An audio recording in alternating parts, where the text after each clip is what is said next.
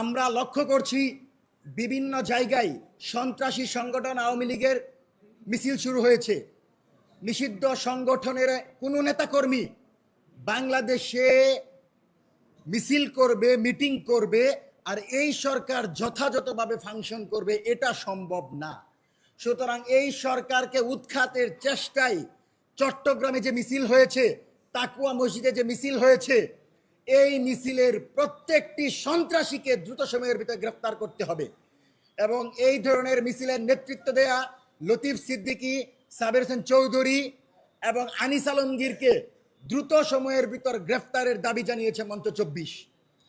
এবং আমরা আমাদের এই জায়গা থেকে মনে করছি এই সরকারকে টিকে থাকতে হলে, জনগণের বিপুল ভোটে নির্বাচিত তারেক রহমানের সরকারকে টিকে থাকতে হলে ১/১১ কুশীলব, মিডিয়া মাফিয়া, প্রথম আলো এবং ডেইলি স্টারের সম্পাদককে গ্রেফতার করে বিচারের মুখোমুখি করতে হবে। কারণ ১/১১ সময় তারাই তারেক রহমান এবং খালেদা জিয়াকে হত্যাযোগ্য করেছিল এবং খালেদা জিয়া এবং তারেক রহমানের উপর নির্যাতনের ঘটনায় এই সম্পাদকরা জড়িত।